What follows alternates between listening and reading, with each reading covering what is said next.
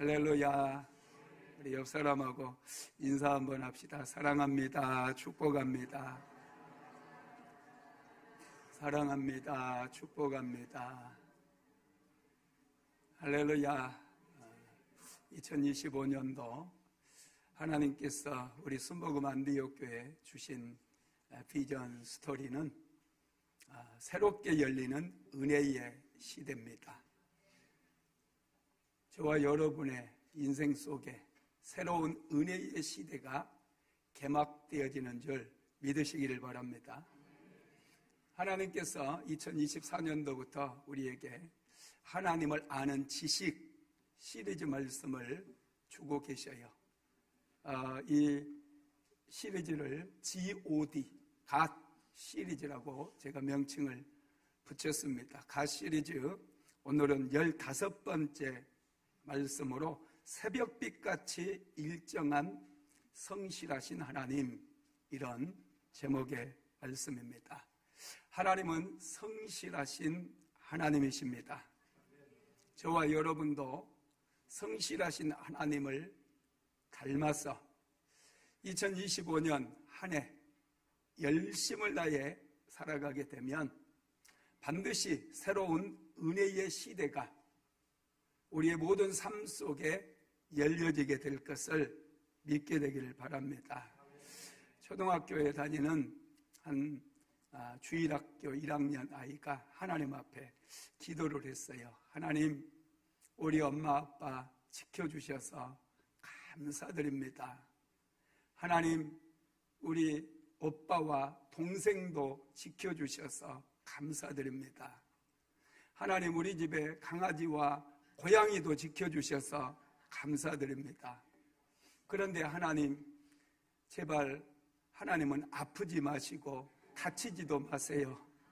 작년에 우리 엄마가 다쳐서 병원에 입원했는데 우리 집 꼴이 말이 아니었습니다. 이렇게 기도를 하더래요. 여러분, 하나님은 아프시지도 않습니다. 다치시지도 않습니다. 하나님은 완전하신 분이시고 항상 일정하신 하나님이신 것을 믿으시기 바랍니다. 특별히 오늘은 이 성실하신 하나님에 대해서 우리가 말씀을 나누겠는데, 이 성실이라고 하는 사전적인 의미는 정성스럽고 참되다는 뜻이에요. 그리고 성경적으로 성실이란 무엇이냐 했을 때 변하지 않는 일정한 모습, 이것을 성경에서는 성실이라고 이야기를 합니다. 그래서 하나님께서 일하시고 하나님께서 우리 가운데 역사하시는 그 모습을 성경에서는 새벽빛같이 일정하다고 그렇게 묘사를 했어요. 호세아서 6장 3절 말씀 한번 같이 읽어봅시다. 그러므로 우리가 여호와를 알자, 힘써 여호와를 알자. 그의 나타나심은 새벽빛같이 어김없나니 비와 같이 땅을 적시는 늦은 비와 같이 우리에게 임하시리라 하니라. 아멘. 여호와를 알자, 힘써 여호와를 알자, 이렇게 호세아 선지자가 이스라엘 백성들에게 외치고 있어요. 그런데 여호와를 알자, 힘써 여호와를 알자, 이렇게 얘기하면서 여호와의 성실하심에 대해서 백성들에게 말씀하고 있는 거죠. 그의 나타나심은 새벽빛같이 어김이 없나니 비와 같이 땅을 적시는 늦은 비와 같이 우리에게 임하시리라 그랬어요. 하나님은 성실하신 하나님이라는 거예요. 변함이 없으시고 일정하게 역사하시는 좋으신 하나님이시라는 것입니다. 그래서 우리는 하나님을 신뢰할 수 있고 하나님을 믿을 수 있는 거예요. 하나님은 신실하신 하나님이심을 믿게 되기를 주님의 이름으로 축복합니다. 그래서 하나님께서 사람들을 선택하시고 또 우리 인생들을 축복해 주실 때 항상 하나님께서 보시는 게 성실함이에요. 여러분, 다윗을 하나님께서 선택하셨어요. 언제 선택하셨느냐? 골리앗을 쓰러뜨릴 때 선택한 게 아니에요. 그가 전쟁에서 승리했을 때 선택한 게 아니에요. 그가 가장 낮은 곳에서 아버지의 양을 칠 때, 목동이었을 때, 아무도 없는, 도와주는 사람도 없는 것 같은 들판에서 산에서 양을 몰고 있는 그 시점에서 하나님께서 다윗을 이스라엘의 왕으로 선택하셨다는 거예요. 오늘 본문 시편 78편 70절에서 72절까지 같이 읽어봅니다. 또 그 종 다윗을 택하시되 양의 우리에서 취하시며 전양을 지키는 중에서 저희를 이끄사 그 백성인 야곱 그 기업은 이스라엘을 기르게 하셨더니 이에 저가 그 마음에 성실함으로 기르고 그 손에 공교함으로 지도하였도다. 아멘. 하나님께서 다윗을 선택하실 때 양의 우리에서 취하셨다는 거예요. 양을 열심히 돌보는 그런 현장에서 다윗을 선택하신 거예요. 그리고 다윗을 성실함으로 능숙함으로 기르셨다는 거예요. 하나님은 성실하신 하나님이에요. 이 성실이라고 하는 말이요, 히브리어로 에무나예요. 에무나. 이 에무나라고 하는 단어는 아만이라고 하는 히브리에서 파생이 되었어요. 이 아만이라고 하는 뜻은 지속하다, 지탱하다, 변함이 없다, 이런 뜻입니다. 이 아만이라고 하는 단어에서 우리가 늘 사용하는 아멘이라고 하는 단어가 나왔어요. 아멘, 이것은 히브리어 아만에서 나온 거예요. 하나님은 신실하신 하나님, 성실하신 하나님, 엘 에무나의 하나님, 성실하신 하나님을 히브리어로 엘 에무나 이렇게 부르게 되는 것이죠. 다윗은 양을 치는 목동이었을 때부터 성실하게 양을 키웠어요. 자기의 삶의 현장에 하루하루를 성실함으로, 성심을 다해서 정성된 마음으로 하루하루 시간을 활용을 했다는 거예요. 그 모습을 하나님께서 보시고 다윗을 이스라엘의 왕으로 선택하신 것입니다. 여러분, 저와 여러분도 2025년도에 하나님께서 열어주시는 새롭게 열리는 은혜의 시대의 주인공이 되기 위해서는 이 성실한 마음을 가꿔야 돼요. 이 성실함은 그러면 어디에서 오는 것일까요? 이 성실함은 마음에서 시작이 됩니다. 자, 여호수아서 14장 6절에서 7절까지 같이 읽어봅니다. 그때에 유다 자손이 길갈에 있는 여호수아에게 나오고 그니스 사람 여분네의 아들 갈렙이 여호수아에게 말하되 여호와께서 가데스 바네아에서 나와 당신에게 대하여 하나님의 사람 모세에게 이르신 일을 당신이 아시는 바니라. 내 나이 40세에 여호와의 종 모세가 가데스 바네아에서 나를 보내어 이 땅을 정탐하게 하였으므로 내가 성실한 마음으로 그에게 보고하였고. 갈렙에게는 성실한 마음이 있었어요. 그를 정탐꾼으로 가나안 땅에 보냈을 때 다른 10명의 정탐꾼과 달랐습니다. 갈렙은 성실함으로 그 땅을 두루두루 살피고 성실함으로 바라보고 이제 이스라엘 백성 앞에서, 모세 앞에서 보고할 때 성실한 마음으로, 정성된 마음으로 보고를 했다는 거예요. 깊이 생각하고 깊이 기도하는 마음으로. 그래서 갈렙은 긍정적인 보고를 할 수 있었고 그는 하나님 앞에 인정함을 받을 수 있었던 거예요. 하나님은 성실한 사람을 좋아해요. 변덕스러운 사람을 좋아하지 않습니다. 여러분, 장자라고 하는 사람 아시죠? 공자, 맹자, 장자. 이 장자는 도가 사상의 창시자라고 할 수 있고요. 이분이 쓴 책이 도덕경이에요. 도덕경이 엄청 많이 팔리더라고요. 이 성경 다음으로 또 전 세계적으로 보면 많이 팔리는 책 중에 하나입니다. 이 도덕경을 집필했던 장자가 인생을 살면서 상종하지 말아야 될 사람, 5 종류의 사람을 꼽았어요. 상종하지 말아야 될 5가지 유형의 사람, 어떤 사람인가 봅시다. 첫 번째는 이기적인 사람, 자기밖에 모르는 사람과는 상종하지 말래요. 두 번째로는 거짓말하는 사람, 입만 열면 거짓말하는 사람들이 있어요. 이런 사람은 멀리하라는 거예요. 세 번째로는 잔인한 사람, 차갑고 냉정하고 아주 거칠고 막 찬바람이 싱싱 부는 사람, 이런 사람은 가까이 하지 말라는 거예요. 네 번째가 변덕스러운 사람이에요. 이랬다가 저랬다가 한다고 했다가 안 한다고 했다가. 여러분, 이 변덕스러운 사람은 우리가 신뢰할 수가 없죠. 남자가 남편이 아내에게 이 말했다 저 말했다 그러면 아내의 인정을 받을 수가 없어요. 남편은 한번 딱 말하면 그 길로 가야 돼요.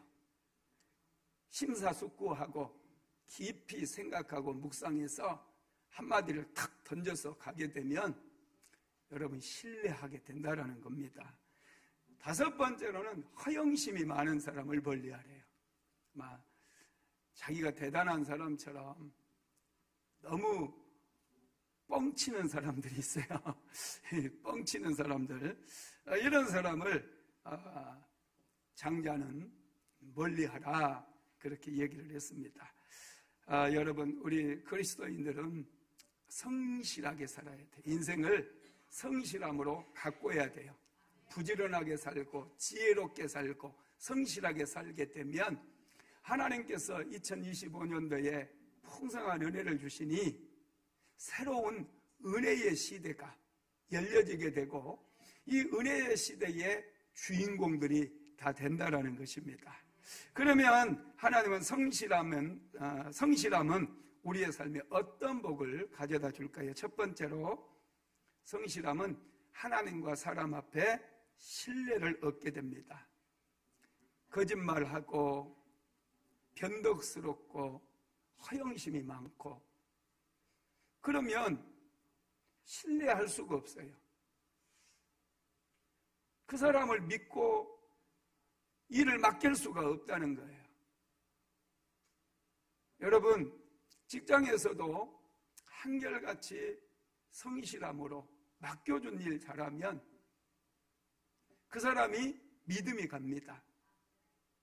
근데 이것 좀 하라고 그랬는데 자기는 안 된다고 못한다고 자꾸 얘기하면 신뢰가 깨져버리는 거예요. 한번 해보겠습니다. 저에게 맡겨만 주십시오. 방법을 찾아내겠습니다.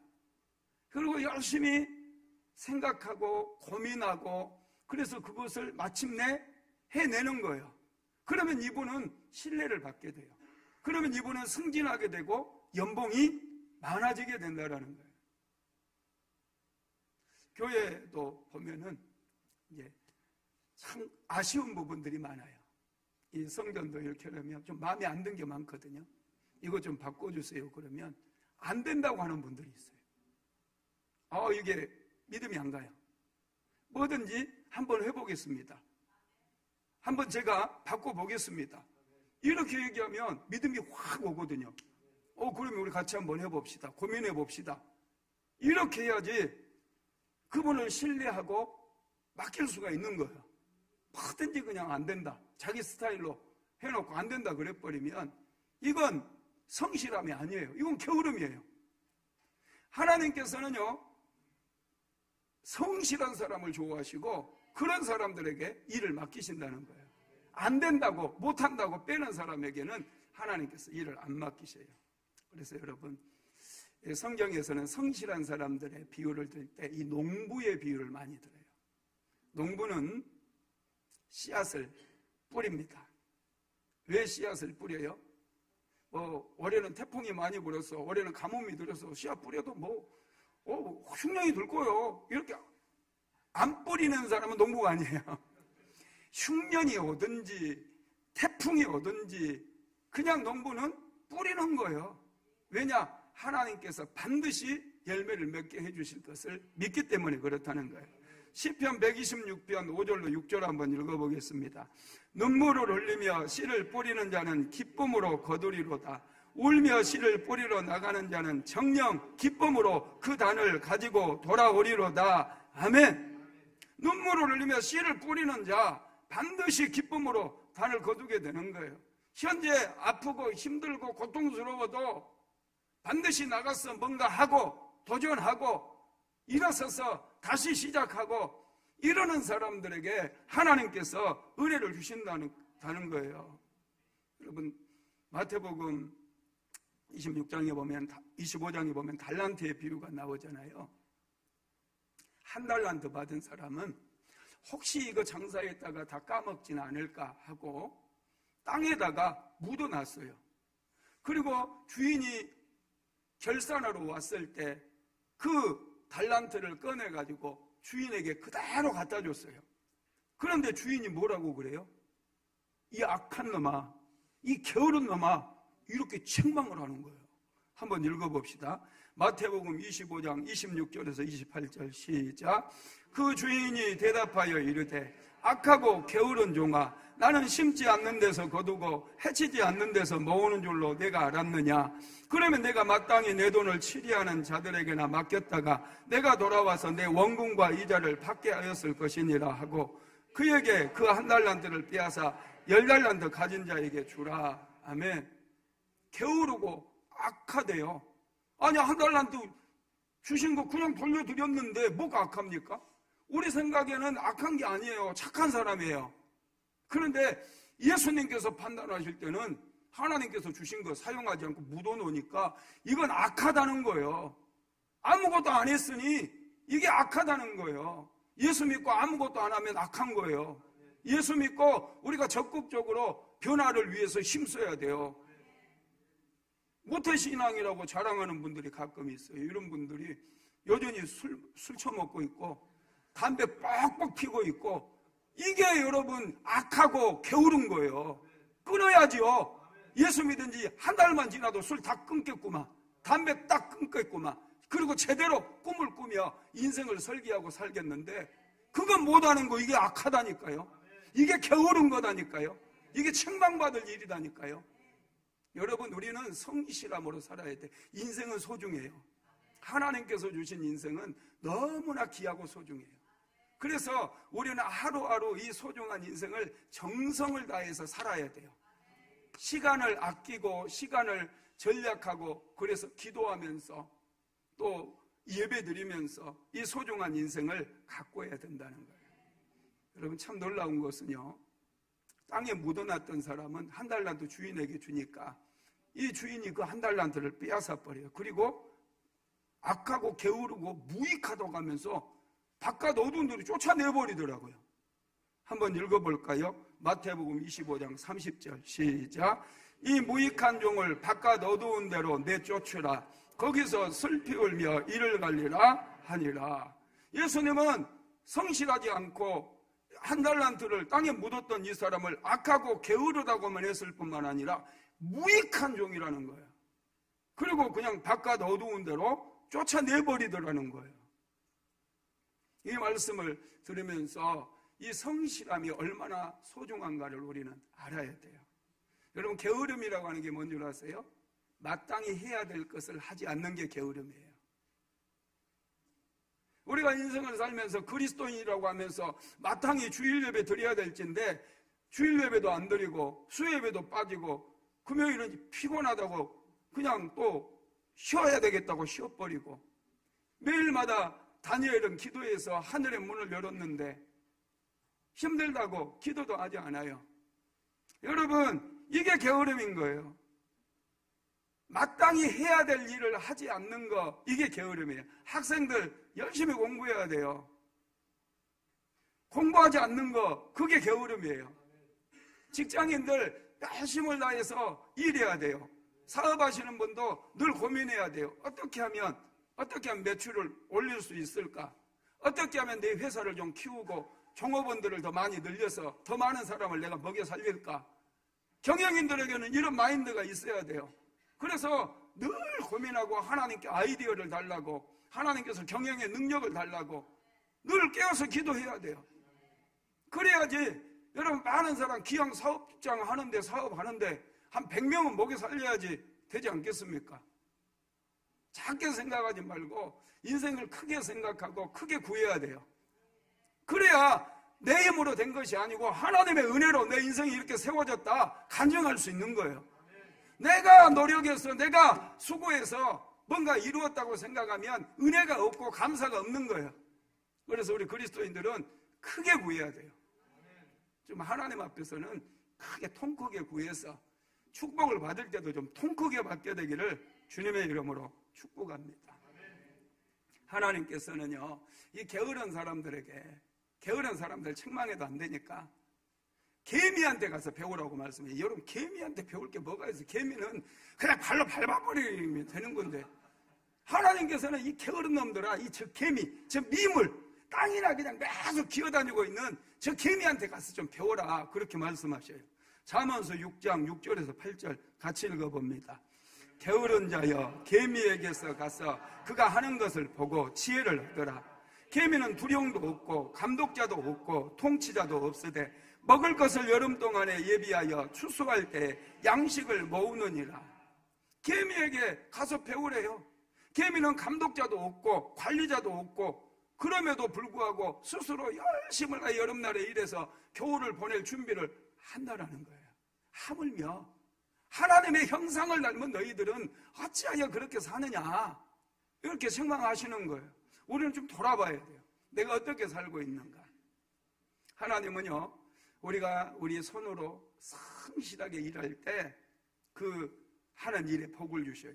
신명기서 28장 8절 읽어볼까요?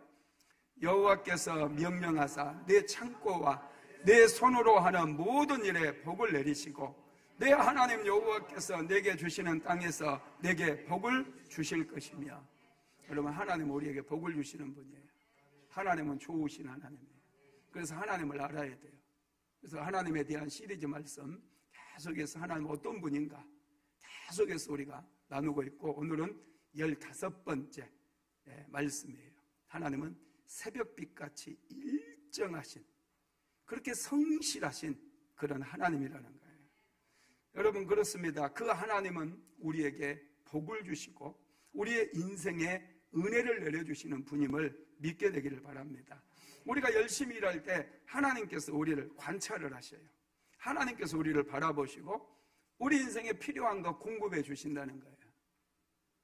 여러분, 카지노에 가보신 분 있나요? 저는 안 가봐서 잘 모르겠는데 어떤 글을 보니까 카지노에는 3가지가 없대요. 3가지가. 카지노에 없는 거 3가지.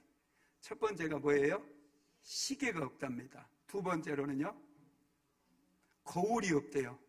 세 번째로는요, 창문이 없대요. 이 3가지가 없답니다. 여기 가보신 분들 많은 것 같은데 없는 것도 아시고, 시계가 없고 거울이 없고 창문이 없다는 거예요. 이 3가지의 공통점이 뭐냐면 뭔가를 보게 만드는 거예요. 보게 만드는. 시계는 시간을 보게 만들잖아요. 거울은 내 자신의 모습을 보게 하죠.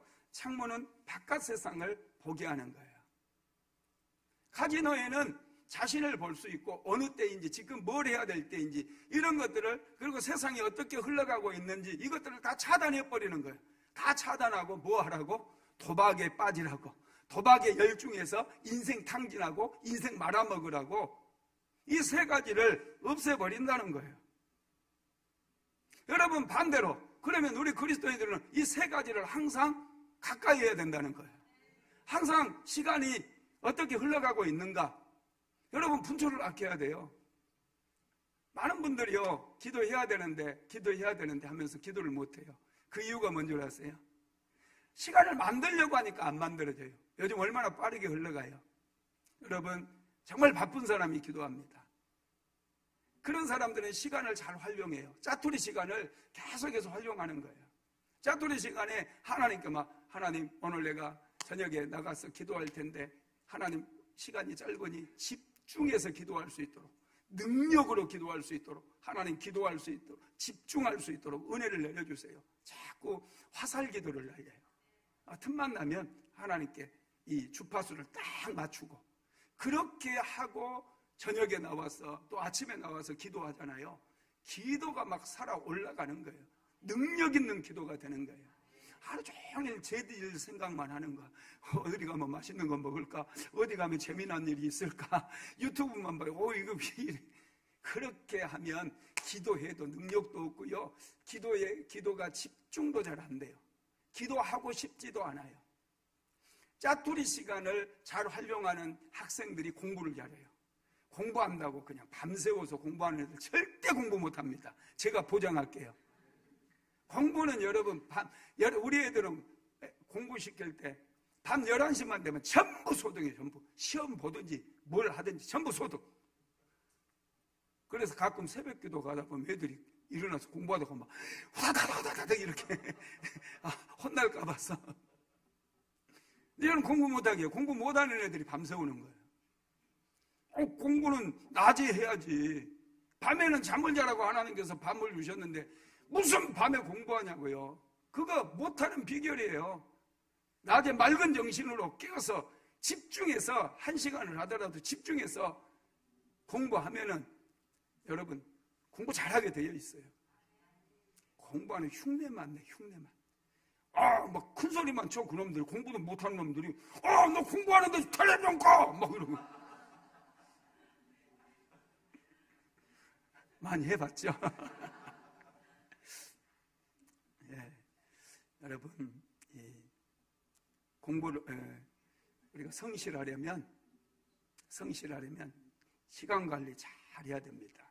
그리고 자꾸 자신을 돌아봐야 돼요. 거울을 보고, 남자들 막 코털이 이렇게 나와 있고, 이 수염이 이렇게 나와 있는 거, 이거 실패의 비결이에요. 여자분들 매너운 걸로 잘 안 나오잖아요. 화장도 예쁘게 하고, 머리도 아침 일찍 일어나서 감고, 드라이도 하고. 이게 성실함이에요. 화장해야죠. 다른 사람 앞에 부끄러운 모습으로 서면 안 되죠. 남자들은 여자들이 화장한 것처럼 면도도 깨끗이 하고, 코털도 좀 뽑아내시고, 좀 코털이 나와 있으면 그게 신경 쓰여가지고 도대체 집중이 안 돼. 할렐루야. 여러분, 이런 자기 관리, 이런 것들도 아주 중요한 거예요. 이런 것들이 내 인생을 새롭게 만들어요. 내 인생을 성실하게 가꾸게 만들어요. 그래서 불경기 때에도 오히려 더 잘되게 만드는 능력이라는 거예요. 여러분, 그러면 성실한 삶은 어떤 것일까? 첫 번째로 작은 것을 소중히 여기는 태도입니다. 성실함은 작은 시간도 소중히 여기고, 작은 물질도 소중히 여기고, 하찮아 보이는 사람들도 소중하게 여기는 것. 그게 소중함이에요. 사람은 여러분 소중합니다. 무시하지 마세요. 절대 사람 무시하면 안 돼요. 어떤 사람도 존중해야 돼요. 그렇게 인생을 살 때 여러분, 이게 성실함이 되어서 하나님께서 자꾸 나를 높여주신다는 거예요. 두 번째로는 보수를 바라지 않고 부지런히 일하는 자세예요. 성실한 사람은 내가 얼마 받는다, 그래서 나는 이만큼만 일할까, 이런 말 하지 않아요. 성실한 사람은 보수와 상관없이 일 자체를 즐거워하고 일 자체를 즐기면서 일을 하게 된다는 거예요. 요셉을 여러분 생각해 보세요. 요셉은 애굽의 종으로 팔려갔어요. 보디발의 집에서 종살이를 했어요. 월급이 있어요, 없어요? 월급 없어요. 그럼에도 불구하고 자기에게 맡겨진 일을 성심을 다해서, 정성을 다해서 그 일을 했어요. 그랬더니 보디발이 요셉을 본 거예요. 그래서 요셉을 가정총무로 세웠어요. 가정총무가 되면 여러분 월급이 올라가나요? 월급 못 받아요. 똑같아요. 그럼에도 불구하고 책임이 더 많아지고 일만 많아짐에도 불구하고 요셉은 더 열심히 가정총무의 일을 감당을 했어요. 그런데 눈에 띄니까 보디발의 아내가 유혹을 했다가 실패하니까 여러분 이간질 나쁜 모함을 해가지고 감옥에 집어넣어버리잖아요. 요셉은 감옥에 여러분 갇혀 있거든요. 최소 2년 이상을 갇혀 있어요. 그런데 요셉이 억울하게 누명을 쓰고 감옥에 gat혔으면 막 이제부터는 신세한탄할 거 아니야. 아, 나 열심히 살았는데 하나님 이게 뭔 꼴입니까? 난 죄도 안 지었고요. 뭐 보디발의 집에서 열심히 일한 거 하나님 보셨잖아요. 근데 왜 나를 감옥에 이렇게 살게 하나요? 막 이렇게 객기를 부리고 막 원망하고 얼마든지 그렇게 하기 좋잖아요. 그런데 요셉은 안 그래요. 성경을 읽어보세요. 감옥에서 또 얼마나 성실하게 일하고 감옥의 간수장을 열심을 다해서 도와주니까 이 간수장이 감옥에게 제반 감옥의 업무를 다 맡겨버리는 거예요. 자기만 보는 게 아니라 술 맡은 관원장, 떡 맡은 관원장, 그런 이 죄수들의 얼굴을 살피고 그들을 돕는 그런 일을 하는 거예요. 결국에 여러분 술 맡은 관원장을 알게 되었고, 이 술 맡은 관원장이 꿈을 해석해 주잖아요. 그래서 바로 왕에게 발탁이 되어지고 바로의 꿈을 해석해 주므로 요셉이 애굽의 국무총리가 된 거예요. 보상을 맨 나중에 한꺼번에 받은 거예요. 한꺼번에. 여러분, 보수를 생각하며 일하면 그 사람은 큰 사람이 못 돼요. 지금 당장은 보수가 작아도 열심을 다해서 그 일을 해내게 되면 나중에 여러분 보상이 다 따라온다는 것을 믿게 되기를 바랍니다. 여러분, 야곱 역시도 요셉의 아버지가 야곱이죠. 요셉의 성실함은 그의 아버지 야곱에게서 온 것 같아요. 야곱도 정말 성실한 사람이에요. 야곱이 그의 아버지의 집을 떠나 이제 그의 외삼촌 라반의 집으로 가거든요. 야곱이 핫단아람이라고 하는 곳에 한 우물가에 도착을 했어요. 우물가에 이렇게 야곱이 이제 물도 좀 마시면서 있으니 목동들이 양떼를 막 몰고 오는 거예요. 그 목동들에게 자기 외삼촌 라반을 얘기하면서 라반의 집이 여기에서 가깝느냐 물어봐요.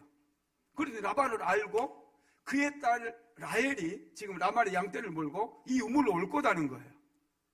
그래서 야곱이 이제 그곳에서 기다렸어요. 가만히 기다리면서 보니까 이 목동들이 이상한 거예요. 빨리 양떼들에게 물을 주고, 지금 해가 중천에 떠 있으니 물을 먹이고 양들을 다시 풀이 있는 곳으로 끌고 가서 풀을 뜯기면 양들이 빨리 자라고 또 살도 찌고 그러면은 좋잖아요. 이익이잖아요. 그런데 이 사람들이 세워라 내워라 그냥 양 물 먹이려고 와가지고 물도 안 먹이고 있는 거. 계속 1시간이 지났는데도 물도 안 먹이고 그냥 양들 목마른 양들을 그대로 내버려 두고 있는 거. 그래서 야곱이 답답해서 물어봐요. 아니 빨리 양들에게 물 먹이고 풀 먹이면은 풀 뜯기면 양들이 빨리 살찌고 좋을 텐데 왜 그러냐 그랬더니 상관하지 마라.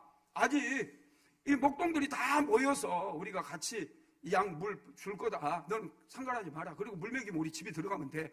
이렇게 얘기하는 거예요. 여러분, 야곱 이 말씀 속에서 야곱이 얘기하는 것을 보면 야곱이 얼마나 성실한 사람인가를 알 수 있다라는 거예요. 남들은 여러분 대충대충 인생을 산다 할지라도 우리 그리스도인들은 대충 살지 마세요. 열심히 여러분 성실하게 살라는 거예요. 여러분, 모압 여인 룬 역시도요 정말 성실한 사람이에요.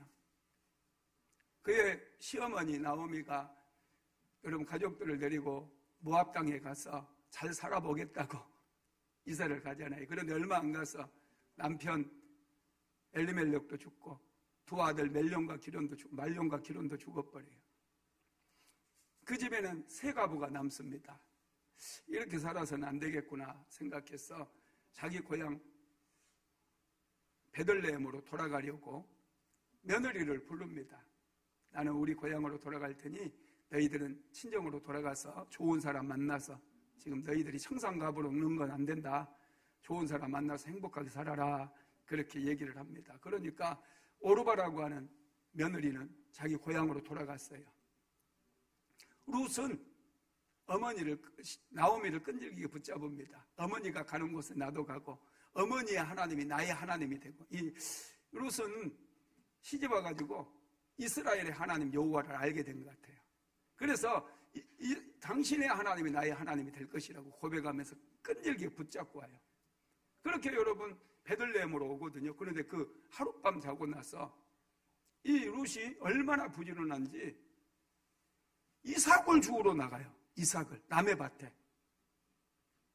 룻이 낯선 곳이잖아요. 언어도 다를 수도 있고 모함 여인이니까 얼마나 이 이방인 취급 당하면서 소름을 당할 수 있다는 거 충분히 알 수 있죠. 우리나라도 외국 근로자들 막 괄시하는 분들 많잖아요. 그러면 제가 루시였다면 어머니, 그래도 어머니가 이 동네에 아는 사람도 좀 있고 그러니 저 집 가서 부잣집에 가서 쌀 좀 구워오셔요. 우리가 나중에 열심히 일해서 갚으면 되니까요. 어머니 좀 구워오세요. 이렇게 얘기하지 않았겠어요? 그런데 룻은 그렇게 얘기하지 않아요. 어머니는 집에 있으라는 거예요. 자기가 젊은이 나가서 이상이라도 주워오겠다는 거예요. 얼마나 성실합니까? 이 성실함을 보고 하나님께서 이 룻을 보아스의 밭으로 인도했어요. 그리고 하나님께서 룻을 보시고 보아스가 이 룻을 보게 만든 거예요. 그래서 보아스는 여러분 이 시대에 가장 유력했던 룻은 유력했던 보아스를 만나서 나중에 결국 결혼하게 되고 끊어졌던 나오미의 가정에 대를 잇게 만들었을 뿐만 아니라 예수님의 족보에까지 올라가게 되었다는 거예요. 여러분 이게 은혜이고 축복임을 믿으시기 바랍니다. 세 번째 이 성실은요, 받은 보수보다 많이 일하는 거예요. 성실한 사람은 항상 내가 받는 월급보다 더 열심히 일하는 사람이에요. 게으른 사람들은 내가 이만큼 월급 받는데 이만큼만 일하면 되지 이렇게 생각을 해요. 그건 틀린 생각이에요. 그 사람이 주인이 여러분을 고용하는 이유는 10배의 부가가치를 창출하라고 고용한 거예요. 그렇게 해야만이 연봉이 늘어가고 여러분들의 미래가 밝아요. 그런데 어리석은 사람은 자꾸 일을 안 하려고 그래요. 제가 청년 시절에 노가다를 좀 다닌 적이 있어요. 근데 그때 같이 다녔던 분 중에 이 씨라고 하는 아저씨가 있어요. 40대가 넘었었는데 이분은 내가 이름도 몰라요. 그 같이 일하는 분들이 이 씨 이렇게 불러요. 젊은 사람도 이 기술을 배워가지고 미장도 하고 벽돌 쌓기도 하고 그러면 이분은 전문가라 훨씬 일당이 세거든요. 근데 이 씨는 그거 배우려고 생각 안 하고 맨날 잡부예요, 잡부. 이 씨 여기 잡아 얼른 가고, 이 씨 이거 치워 얼른 치우고. 한참을 다녔는데 그 사람은 뭔가 일을 배우려고 생각 아니에요. 삶의 태도가 완전 달라요. 엉망이에요. 안 보이면 언제 그분이 이 씨가 안 보이면요 어디 가서 담배 피우고 있고 그냥 게으름 피우고 있어요. 노닥거리고 있어요. 안 보여요 자꾸. 그러니까 일하다가 저 자식 저거 안 데리고 다녀야지 자꾸 그래요. 그런데 여러분 같은 잡부를 하더라도요 어떤 분들은 다른 사람이 하는 걸 사심히 관찰해가지고 그걸 금방 배우더라고요. 미장도 배우고 벽돌 쌓는 것도 배우고 목수도 배우고 뭐 자꾸 배우다 보니까 이분이 나중에는 10장이 되더라고. 10장이 되니까 팀을 조직해가지고 데리고 다니면서 와 이분은 진짜 자기 사업처럼 일하더라고. 돈을 잘 벌더라고요. 아멘도 안 하네. 나도 10장이나 할 걸 그랬어. 할렐루야. 이 일을 정말 좋아하는 거예요. 일을 열심히 하는 거예요. 일을. 그러다 보니 배우는 게 즐거워요. 자꾸 배워요. 돈보다도 일을 소중히 여기고 돈보다도 자꾸 자기가 하는 일을 더 잘하기 위해서 노력을 하다 보니까 인생이 저절로 풀어지더라는 거예요. 여러분 그렇게 되기를 주님의 이름으로 축복합니다. 두 번째 여러분 성실한 사람에게 성실함에 주시는 축복 두 번째는요 이 실력을 키우게 만들어요. 성실하면 여러분 실력이 키워집니다.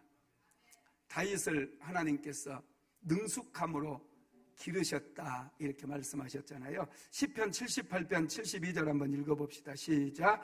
이에 그가 그들을 자기 마음의 완전함으로 기르고 그의 손의 능숙함으로 그들을 지도하였도다.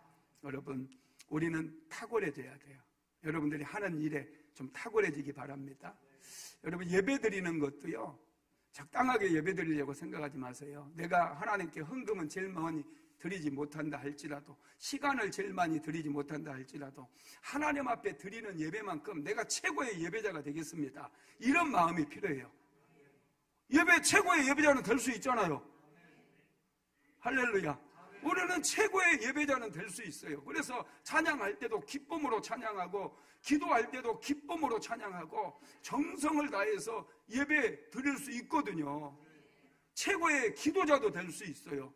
최고의 찬양은 부를지 모른다 할지라도 열정적으로 하나님을 기쁘시게 하는 찬양은 드릴 수 있다라니까요. 그런 마음이 필요한 거예요. 적당하게 대충대충 이렇게 하려는 그런 태도를 버려야 돼요. 여러분, 우리는 정말 탁월하게 예배도 드리고 여러분들이 하는 무슨 일을 하든지 탁월해야 돼요. 음식점을 하면서 손님을 기다려요. 음식은 그냥 맨날 했던 방식, 그냥 맛도 없는, 이 동네에 제가 식당 웬만한 데 다 가봤어요. 몇 번 먹으면 이제 물려요. 못 먹겠어요. 식당 주인들은 손님을 기다리고 손님들은 맛있는 음식점을 찾아요.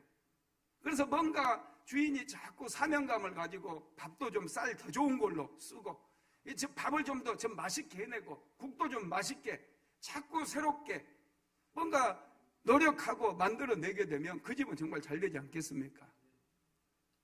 근데 그냥 음식점 보면 반찬도 그냥 이런 집들이 많아요. 그러니 여러분, 장사가 안 될 수밖에 없죠.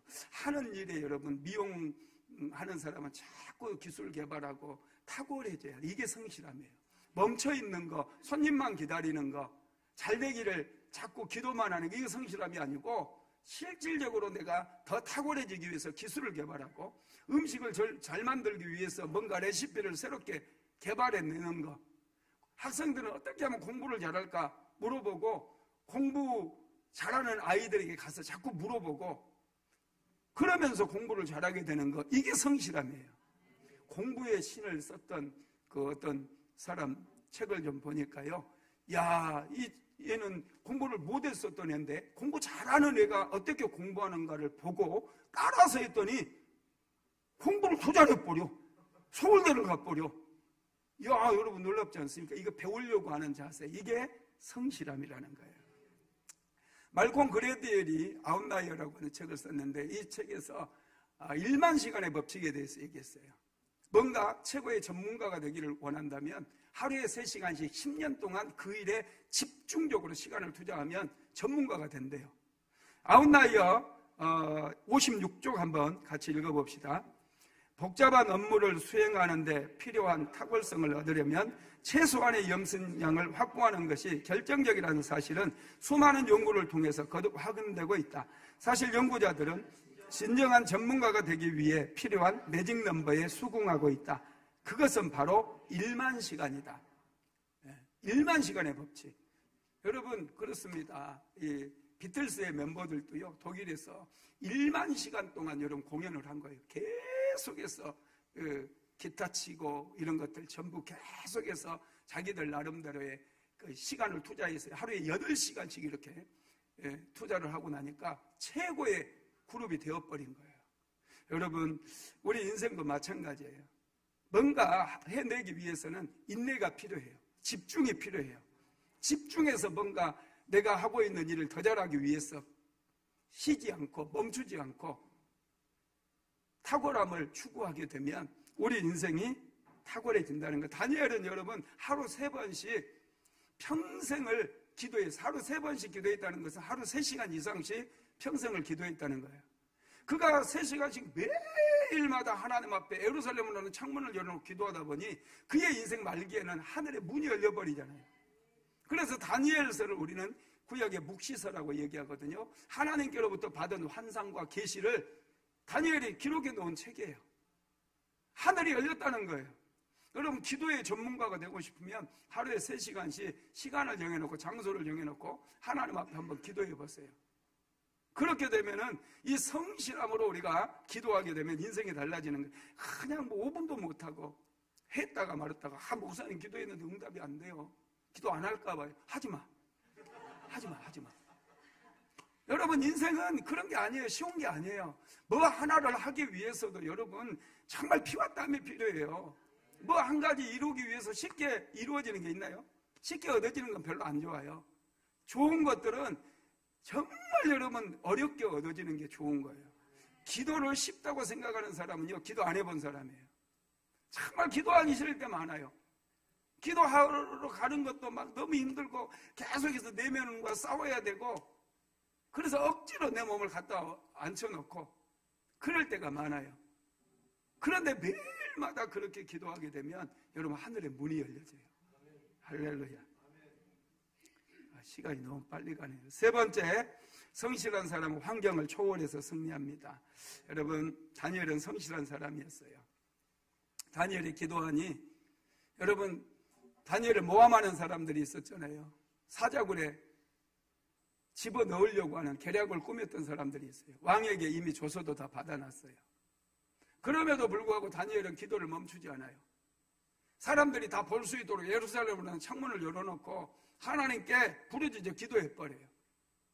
다니엘을 체포를 합니다. 현행범으로 체포를 해가지고 왕에게 끌고 가서, 왕도 자신이 조서에 도장을 찍었기 때문에 어쩔 수 없이 사자굴에 던지라고 명을 내려요. 그런데 여러분, 다니엘이 사자굴에 들어갔어요. 어떻게 됩니까? 사자가 다니엘을 해하지를 못하는 거예요. 하나님께서 지켜주시기 때문에. 여러분, 성실한 사람에게는요, 하나님께서 은혜를 내려주셔요. 불경기 때에도 성실한 사람들은 이미 자기를 개발하고 재능을 개발하고 탁월함에 이르렀기 때문에 불경기에 영향을 받지 않아요. 요즘 경제적으로 어렵다고들 얘기하는데 이 어려움의 시대에 오히려 더 잘 돼요. 하나님께서는 가끔 한 번씩 경제적인 위기를 우리에게 가져다 줘요. 왜냐? 재정의 흐름에 물꼬를 바꾸기 위해서, 성실한 사람들에게 재정이 흘러가도록 하기 위해서 하나님께서 경제를 흔드는 거예요. 여러분, 이걸 믿으시고 성실한 그런 성품을 개발하시고 성실하게 살아가게 되기를 주님의 이름으로 축복합니다. 말씀을 마무리하겠습니다. 우리는 성실하신 하나님께 성실을 배워야 돼요. 성실한 마음은 하나님의 마음입니다. 하나님은 에무나의 하나님이에요. 성실하신 하나님이십니다. 우리가 성실하신 하나님을 깊이 알아야 돼요.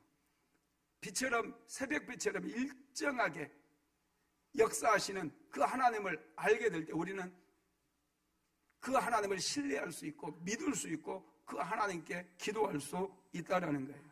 우리는 하나님의 성실로 식물을 삼아야 됩니다. 시편 37편 3절 시작. 여호와를 의뢰하며 선을 행하라. 땅에 거하여 그의 성실로 식물을 삼을지어다. 예, 식물은 여러분 양식을 삼으라는 거예요. 하나님의 성실하심으로 우리의 양식을 삼으래. 하루에 일정하게 우리는 하루 세 끼 밥을 먹잖아요. 하루 세 끼 밥 먹는 것도 성실해야 세 끼 차려 먹어요. 요즘은 막 때우는 인생 살지 마세요. 우리는 좀 품위 있게 살아야 돼요. 하루 세 끼는 제대로 챙겨 먹읍시다. 이게 성실의 출발이에요. 하나님은 성실하시기 때문에 우리가 하루 세 끼 밥을 잘 챙겨 먹는 것처럼 이 하나님의 성실하심을 식물로 삼게 될 때 우리 인생은 명품 인생으로 바뀌는 거예요. 여러분, 상품은 막 찍어내기 때문에 대량 생산이 가능해요. 그러나 명품은 장인이 아주 섬세하게 정성을 다해서 땀을 흘리면서 공교하게 탁월함으로 만들기 때문에 명품이 되는 거예요. 이 명품은 가치가 높아요. 하나님은 저와 여러분을 명품으로 만들기를 원해요. 하나님께서는 우리를 탁월하게 만들어서 성실하신 하나님께서 우리를 존귀하게 사용하시기를 원하고 우리에게 은혜도 주시고 축복을 주시기를 원하신다는 거예요. 사람은 준비된 만큼 쓰임받아요. 내가 성실함으로 준비되어진 만큼 하나님의 사랑을 입으며 하나님의 축복을 받으며 하나님 앞에 쓰임받을 수 있다는 거예요. 2025년도 이제 하나님께서는 우리에게 새롭게 열리는 은혜의 시대라고 말씀했어요. 이 은혜의 시대에 성실하신 하나님께 배움으로 더 잘되는 역사가 일어나게 되기를 주님의 이름으로 축복합니다. 고마우신 하나님, 하나님은 성실하신 에무나의 하나님이신 것을 믿습니다. 하나님, 사랑하는 성도들, 2025년도 새해부터 더 이상 나태하거나 게으르지 않게 하시고 새롭게 열려지는 이 은혜의 시대에 성실하신 하나님께 성실함을 배움으로 새로운 시대가 열려질 수 있도록 우리 주님 축복하여 주시옵소서. 다윗을 양치는 우리에서 하나님께서 선택하심으로 이스라엘 왕이 되게 하셨습니다. 우리 사랑하는 성도들, 이 시대 속에 열심을 다해 기도하며 눈물 뿌리며 씨를 뿌리고 있는데 하나님, 사랑하는 성도들이 있는 곳에 찾아가 주셔서 친히 저들을 선택하시고 구별하시고 축복하셔서 이 시대에 위대한 사업가도 나오게 하시고 위대한 정치가도 나오게 하시고 위대한 교육자도 나올 수 있도록 우리 주님께서 축복하여 주옵소서. 우리 순복음 안디옥 교회를 향하신 주님의 뜻이 온전히 이루어지게 만들어 주시고 하나님의 영광이 2025년도에 사랑하는 성도들 가정마다 차고 넘쳐나고 흐르게 만들어 주옵소서. 오, 주님을 찬양합니다. 주님을 찬양합니다. 홀로 영광받아 주시옵소서. 예수님의 이름으로 기도드렸습니다. 아멘. 지금은 우리 구주 예수 그리스도의 무한하신 은혜와 아버지 하나님의 극진하신 사랑하심과 보혜사 성령 하나님의 감동감화 내주교통 충만케 하시는 역사가 오늘도 성실하신 하나님처럼 성실하게 인생을 가꾸며 가정을 가꾸며 교회를 가꾸며 살아가기를 간절히 소망하는 하나님의 모든 권속들 위에 사랑하는 순복음 안디옥 교회 모든 성도들 머리 위에 가정과 직장과 사업장 위에 이제로부터 영원토록 함께 있을지어다. 아멘.